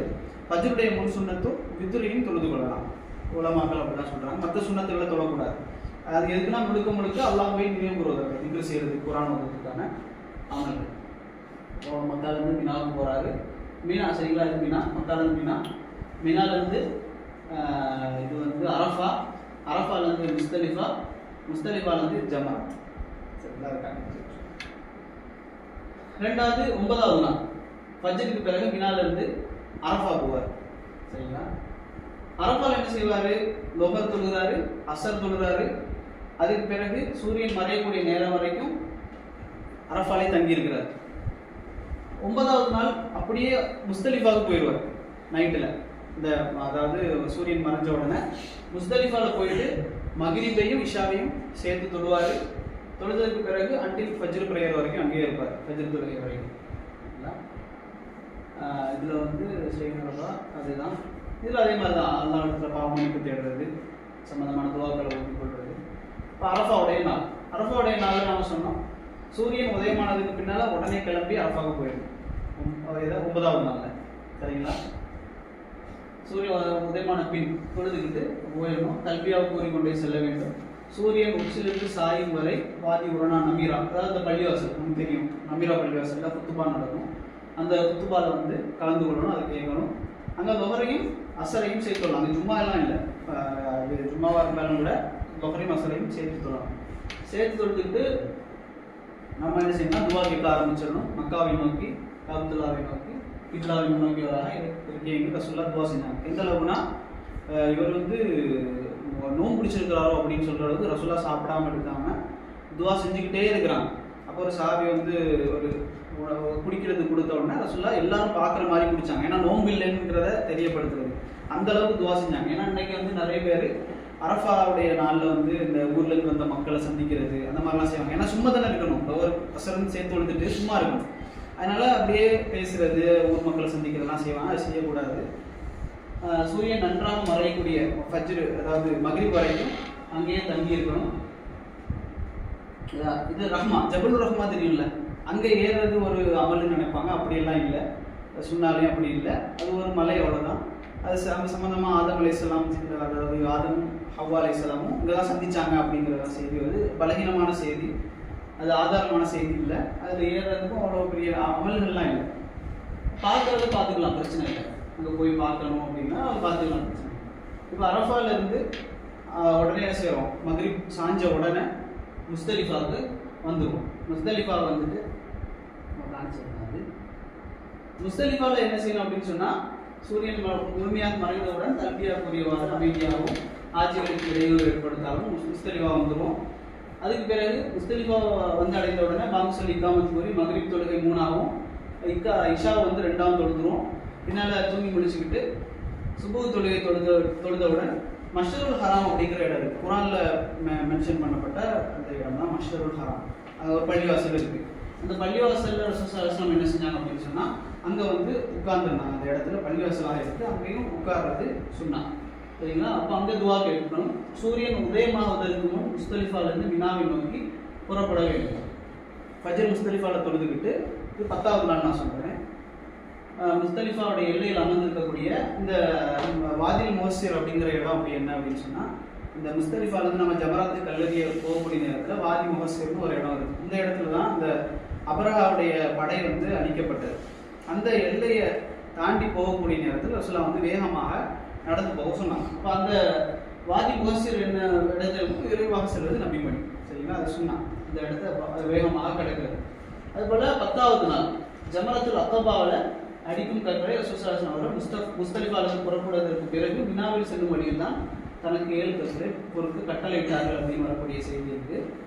சில பேர் என்ன செய்வாங்கன்னா, முஸ்தலிஃபாலே அந்த கல்லை வந்து எடுத்து வச்சிருப்பாங்க 7 கற்கள். அது யார் எடுக்கலாம்னா, இந்த முடியாதவங்க, நடந்து போகும்போது எடுக்க முடியாதவங்க அதை எடுத்துக்கொள்ளலாம். அது இல்லாதவங்க எங்கே எடுக்கணும்னா, மினாவுக்கு போகிறோம்ல, மினா தாண்டி போகக்கூடிய இடத்துல தான் அந்த 7 கல்களை பறைக்கப்படும். 21 இல்லை 7 தான். 10வது நாள் ஒரே ஒரு கல்லுக்கு தான், ஒரே ஒரு ஜமராத்துக்கு தான் 7 கல் அடிக்க போகிறோம். இப்போ முஸ்தலிஃபாலேருந்து நேராக ஜமராத்துக்கு வந்துடுவார். மினாவை தாண்டி ஜமராத்துக்கு வருவார். ஜமராத்தில் வந்த உடனே மினாவை தாண்டி ஜமராத்து வர, இங்கே கல் எடுக்கக்கூடாது, மினாவில் தான் கல் எடுக்கிறாங்க. இது முன்னாடி இருக்கிறது பழைய ஃபோட்டோ. அப்போ வந்து தலைக்கெல்லாம் இருக்கும் கல். இப்போ வந்து அதை மாற்றிருக்காங்க, இந்த மாதிரி மாற்றிருக்காங்க. இதோடையும் இந்த பெருசாகி இருக்காங்க பாராட்டு. இப்போ இதுதான் வந்து பெரிய அதாவது ஜமரத்துல் குப்ரான்னு சொல்லுவாங்க, அக்கபா, பெரிய பெரிய ஜமரா. இதில் 7 கல் 10வது நாள் எரிஞ்சுக்கிட்டு துவா செய்வார். இஃப்ராதில் இருக்கவர், அதாவது இஃப்ராதில் ஹஜ் மட்டும் செய்யணும்னு நினச்சவர் இதில் கல் எரிஞ்சிருவார், முடிய மடிப்பார், போயிடுவார். கிரான்லையும் தமத்தூலையும் இருக்கிறவங்க இதில் கல்லெறிவாங்க. கல்லெறிஞ்சிக்கிட்டு குர்பானி கொடுப்பாங்க. குர்பானி கொடுத்துட்டு, குர்பானி என்னன்னா ஒரு ஆடு அல்லது மாடு அல்லது ஒட்டகம். அது போல் மாட்டில் 7 பேர் கூட்டு சேரலாம், ஆட்டில் கூட்டு சேர முடியாது. இப்போ அந்த குர்பானியை கொடுப்பாரு. கொடுத்துட்டு அதாவது முடிய வந்து மடிப்பார். இது அந்த ஜமலாத்து தான். இதுதான் நான் சொன்னது. இதில் தான் கல்லெறியணும். சுகுராவில் பெருசு, இது மிடில் இருக்கிறது, அது வந்து சுகுரா, சின்ன ஜமராத். இது 10வது நாள் நான் சொன்ன அதே தான். சூரியன் உதித்த பின். அப்போ இதில் வந்து எப்போ கல்லெறியணும்னா, காலையில் கல்லெறிஞ்சிடக்கூடாது. 10வது நாள் இருக்குல்ல, லொஹர் கடந்ததற்கு பிறகு, லொஹர் தொழுகை முடிச்சுட்டு தான் இந்த ஒரு ஜமராத்தில் கல்லெறியணும். அதுக்கு முன்னால் கல்லெறிஞ்சா அது கல்லெறிந்ததாக கணக்கிடப்படாது. அப்போ அதில் வந்து சமத்துவக்கரான முறையில் ஹஜ் செய்கிறவர் குர்பானி கொடுப்பாரு. ஆண்கள் வந்து முடியை மடிச்சு கொள்வாங்க அல்லது குறைச்சு கொள்வாங்க. பெண்கள் நுனியளவு, ஒரு பெண் நுனியளவுக்கு வந்து கட் பண்ணால் போதுமானது. அதோட இதில் வந்து ஒருத்தர் இஹ்ராத்திலிருந்து வெளியே வந்துடுவார். நான் சொன்னதுதான். உடல் உறவை தவிர மற்ற அனைத்தும் ஹலால். கொடுக்கப்பட்ட ஆடையை அணிஞ்சு கொள்ளலாம், மனம் பூசி கொள்ளலாம், எல்லாமே செஞ்சு கொள்ளலாம். இப்போ கற்கள் எறிவதற்கு முன் இடது பக்கமாக கிப்லாவுக்கும் வலது பக்கமாக மினா அமைந்தவாறு. இது வந்து அல்லாஹ் அக்பர் சொல்லி அவர் வந்து அதிகமாக துவா செஞ்சு கொள்ளணும். அவர் கல் எறிஞ்சு முடிந்ததற்கு பிறகு சைஸ் போட்டிருந்தாங்க, அதை நான் எடுக்கலன்னு நினைக்கிறேன். ரொம்ப பெருசு எறியக்கூடாது, ரொம்ப சின்னது எறியக்கூடாது, நடுத்தரமான கற்களை தான் எறியும். இது நமக்கு தெரிஞ்சதுதான் தவாஃபு சை. இது வந்து 10வது நாள் அதை முடிச்சுட்டு செய்கிறார். 10வது நாள் வந்து தவாஃபும் சையும் அவர் செய்வார். 10வது நாளில் தவாஃப் நமக்கு தெரியும் இல்லை, தவாஃபு சொல்லணும்னு கட்டாயம் இல்லை. தவாஃப் எப்படி செய்யணும், ஹஜ்ருல் அஸ்வத்தில் இருந்து ஆரம்பித்து முதல் 3 சுற்று வேகமாக ஓடணும், அதுக்கப்புறம் 4 சுற்று. அதில் ஓதக்கூடிய துவாக்கள் எல்லாம் நமக்கு தெரியும். ருக்குனுல் யமான்லேருந்து ஹஜ்ருல் அஸ்வத் வரைக்கும் ரப்பனா ஆத்தினா ஃபித் துன்யா ஹஸனா அந்த துவாவை ஓதிக்கொள்ளணும். அதே போல் சை செய்கிறது நமக்கு தெரியும். முதல்ல அதாவது எங்கே போவோம், சஃபாவுக்கு தான் போகும். ஃபஸ்ட்டு சஃபாவுக்கு போனதுக்கு பிறகு அந்த துவா ஓதக்கூடாது. இன்னும் சஃபாவல் மருவத்தை மின்ச்சு ஆயிரம் இல்லாமல் வரக்கூடிய துவாவை சஃபாவுக்கு போனதுக்கு பிறகு ஓதக்கூடாது. போயிட்டு இருக்கும்போது ஓதணும். போயிட்டு இருக்கும்போது ஓதிவிட்டு அங்கே சஃபாவில் போய் நின்ன உடனே அதுக்கான துவா இருக்குது. லயா இல்லா இல்லல்லாஹு வஹ்தஹு ஷரீக லஹு, அதில் அந்த துவா ஓதிக்கிட்டு அது 3 முறை ஓதணும். என்ன நம்மள நிறைய பேர் வந்து ஒரு முறை ஓதும். சஃபாவில் போய் நின்றுக்கிட்டு இந்த லயா இல்லல்லாஹு வஹ்தஹு ஷரீக லஹு வந்து அப்படிங்கிற துவா ஒரு வாட்டி ஓதுவோம், துவா செய்வோம். பிறகு மறுவாக்கு போவோம், ஒரு வாட்டி ஓதுவோம். இப்படி இல்லை, 3 வாட்டி ஓதணும். ஒரு வாட்டி ஓதணும், துவா செய்யணும். 2வது வாட்டி ஓதணும், துவா செய்யணும். 3வது வாட்டி ஓதணும், துவா செய்யணும். இதுதான் வந்து சுன்னா ரசூலுல்லாஹ் செஞ்சது. இன்றைக்கு அது ஒரு வாட்டி ஓதுனா அது கூடாதுன்னு இல்லை, ஏற்றுக்கொள்ளப்படும். ஆனால் 3 முறை தான் சுன்னா. சரி, இப்போ இது அதேதான். ஓகே, இப்போ 11வது நாள் ஜூலை 4 முடிஞ்சிச்சு. 11ஆம் நாள் 3க்குமே கல்லெறியும். மொத்தம் 21 கற்கள், ஒன்றுனா 7 எறியணும். அதெல்லாம் சொன்னேன். லொஹர்லேருந்து மக்ரிப் வரைக்கும் தான் எறியணும். மக்ரிப்புக்கு முன்னாடி மினாவில் போய் சேர்ந்துடணும், மினாவில் தங்கணும். அது வந்து வாஜிபா தங்கலைன்னு சொன்னால் அவர் என்ன செய்வார், ஃபித்யா கொடுப்பார். 11ஆம் நாள் அதே தான், நான் சொன்னது தான். இல்லை, இதுதான் சின்னதுலேருந்து ஆரம்பித்து தான் போகணும், பெருசுலேருந்து வரக்கூடாது. சின்னதில் ஃபஸ்ட்டு எறியணும், நடுவில் எறியணும், அப்புறம் பெரியதில் எறியணும். அப்புறம் 12வது நாள் அதே மாதிரி மினாவில் தங்கிட்டு வருவார். 13வது நாள் அதே மாதிரி மினாவில் தங்கிட்டு வருவார். மினா உங்களுக்கு தெரியும், இது அதே தான். இது கல்லுடைய சைஸுகளை போட்டிருக்கிறாங்க, மீடியமானது தான் நம்ம எரிய வேண்டியது.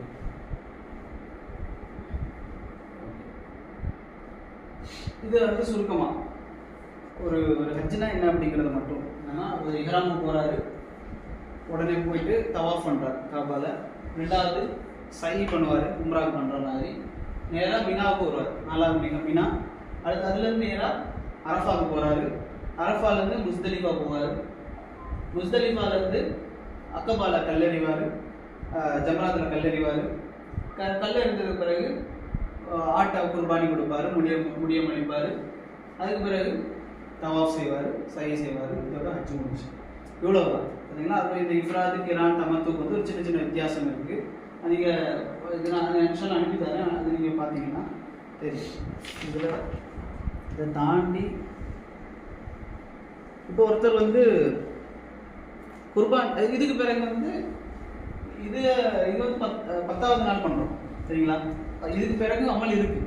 11, 12, 13க்கு மறுபடியும் இங்கே வரும். இங்கே வந்து 3க்குமே கல்லறிவோம். அது நான் சொன்னது தான். அது இதையும் முடிச்சதுக்கு பிறகு என்ன இருக்குன்னா தவாஃபுல் விதா.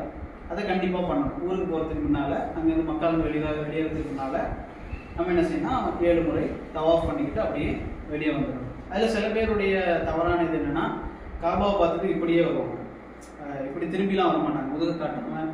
அது அப்படி இல்லை, எப்படி வேணாலும் வந்துக்கலாம். முதுகு காட்டாமல் வரணும்னு சொல்லிட்டு முகத்தை காட்டி இப்படி வருவாங்க. சில பேர் ரசூலுல்லாஹி நமக்கு சலாம் கொடுத்துட்டு கூட அந்த மாதிரி வரதை நீங்கள் பார்க்கலாம், முகத்தை முதுகு காட்ட மாட்டோம் அப்படின்னு சொல்லி. 2வது என்ன அப்படின்னு சொன்னால், குர்பானி ஒருத்தரால் கொடுக்க முடியாமல் ஆயிடுச்சு. நீங்களேன் குர்பானிக்கு ஆட்டு கொண்டு போகிறாரு, அது காசு கொண்டு போகிறாரு அப்படின்னு சொன்னால், அந்த காசு மிஸ் ஆயிடுச்சு, அது ஏதாவது ஒரு மிஸ் ஆயிடுச்சு, கொடுக்க முடியாத கட்டம் ஏற்படுது அப்படின்னு சொன்னால், அவர் 10 நோன்பு பிடிக்கணும். என்ன எப்படி பிடிக்கணும்னா, 3 நோன்பு வந்து மக்காவில் பிடிக்கணும். மக்காவில் இருக்கும்போது பிடிக்கணும். மீதி 7 நோன்பு ஊருக்கு போயிட்டு அவர் பிடிக்கணும். இது வந்து அதனுடைய பரிகாரம், குர்பானி இல்லாததுக்கான பரிகாரம். அதே போல் இன்னொரு விதத்தான முறை இருக்குது. என்ன செய்வாங்கன்னா, ஹஜ்ஜுக்கு வரவங்க மதீனால 40 வக்து அங்கே தொழுகணும் அப்படிங்கிற ஒரு விதத்தில் இருக்குது. அதுக்கும் சரியான ஆதாரம் இல்லை. ஒருத்தர் மதீனாவுக்கு போய் தொழ விரும்புகிறாருன்னா தொழுது கொள்ளலாம். ஒரு ரக்காத்து வந்து 1000 ரக்காத்துக்கு சமமான இங்கே மதீனாவில். ஆனால் அவர் முடிஞ்ச வரைக்கும் தொழுதுக்கலாம். 40ங்கிற எண்ணிக்கையை கொண்டு வந்தால் அது இது. அது இல்லாமல் எவ்வளோ தொழுக முடியுமோ அவ்வளோ தொழுதுக்கலாம். அவ்வளோதான். வேறு ஏதாவது சந்தேகம் இருந்தால் கேட்க.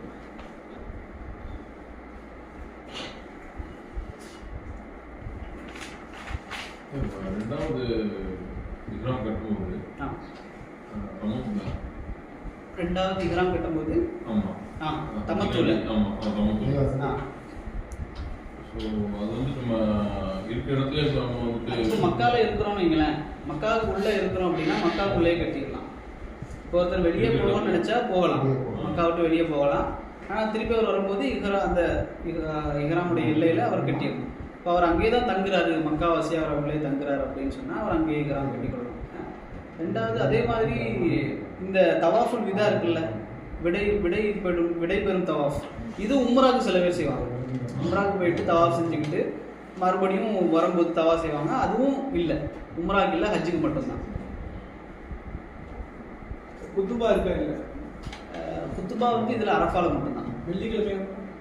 வெள்ளிக்கிழமை செய்ய மாட்டாங்க. அரஃபாக்கான அந்த குத்துபா மட்டும்தான், ஜும்மா குத்துபான்னு இல்லை.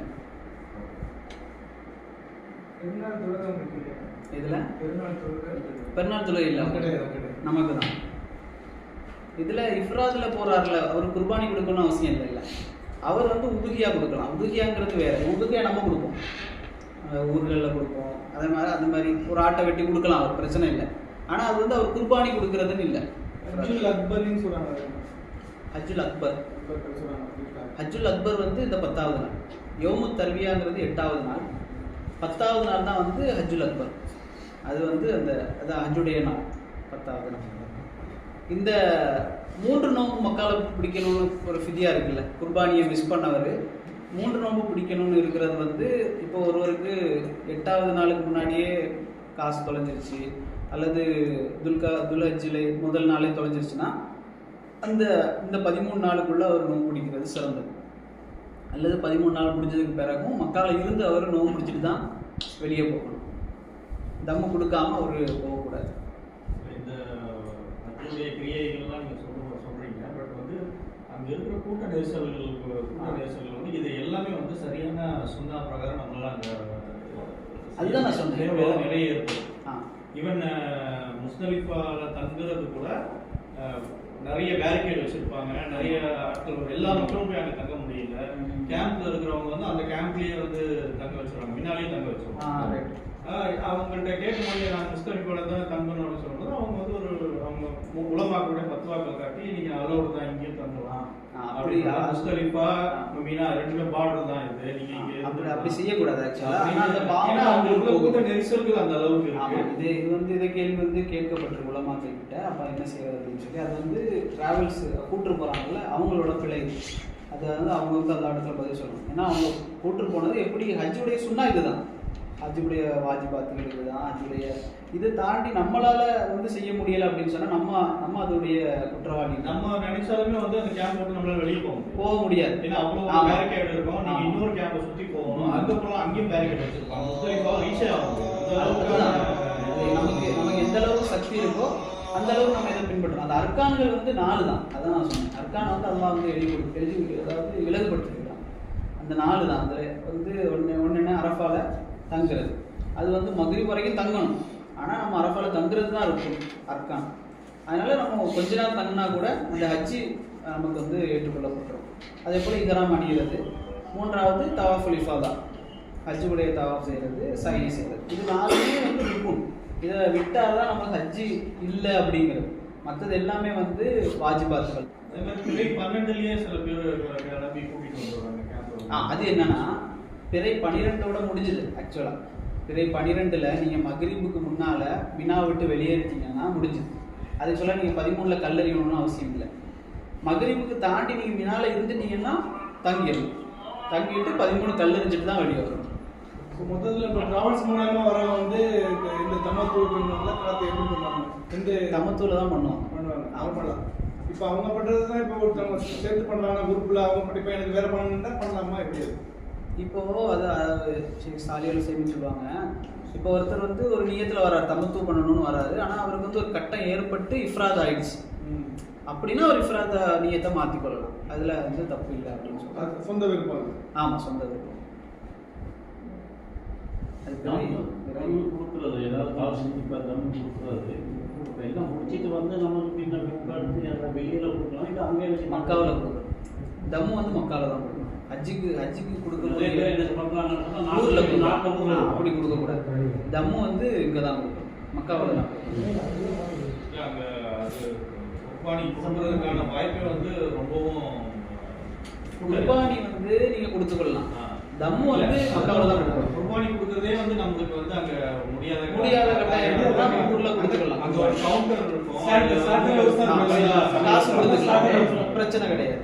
ஸ்லாட்டர் ஹவுஸ்ல அவங்க எப்போ விட்டுறாங்கிறது பிரச்சனை இல்லை. ஆமா, அதே போல நீங்க குர்பானி வந்து ஊர்ல கொடுத்துக்கலாம். நீங்க கொடுக்க முடியலைங்கிறப்போ ஊர்ல கொடுக்கலாம். அதுதான் கேட்குறேன். ஏன்னா தம் கொடுக்கறதுக்கான தம் வந்து இங்க தான் நம்மளுக்கு அங்க அந்த வசதிகள் இருக்காது இல்லையா? இப்போ 13ஆவது நாள் முடிஞ்சோட நம்மளை கூப்பிட்டு வந்துடுவாங்க. இங்க இருந்து செய்யணும் 13ஆவது நாள் 12ஆவது நாள் முடிஞ்சோட கூப்பிட்டு வந்துடுவாங்க, உடனே கூப்பிட்டு வந்துடுறாங்க. நாங்கள் அங்கே போய் யாரை போய் பார்த்து நம்ம வந்து அந்த இதெல்லாம் அரேஞ்ச் பண்ணுறது அது எனக்கு தெரியல. அது பண்ணதில்லை, படிச்சது தான். எனக்கு தெரியல. குர்பானி என்ன குர்பானி முடிஞ்சால் தான் அந்த ஹஜ் கடமை நிறைவேறும். கண்டிப்பா. அதுக்கப்புறம் நாட்டுக்கு நிறைவேறாம போறது. இதை முடிச்சிடலாமா? டைம் ஆச்சுன்னு நினைக்கிறேன். சாப்பிடலாம். நம்ம எடுத்துக்கலாம். குர்பானி எடுத்துக்கொள்ளலாம்.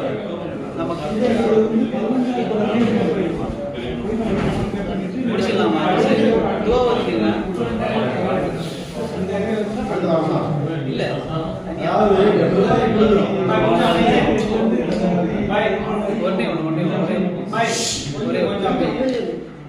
குர்பானி குட்டி ஊர்ல கொடுக்கும்போது அது ஒரு வயசு இருக்கணுமா, அதுக்கு கீழே இருக்கலாம்? எது ஊர்ல குர்பான் கொடுக்குறது ஆடுடைய வயசு 10 மாசத்துக்கு மேல இருக்கணும். அப்படி இல்ல 1 மாசத்துக்கு மேல இருக்கணுமா? அது எனக்கு நான் பார்த்து சொல்றேன். அதாவது 9.5 கிலோக்கு மேல இருக்குன்னு சொல்லுவாங்க. 9 6 மாசத்துக்கு மேல இருந்தா அது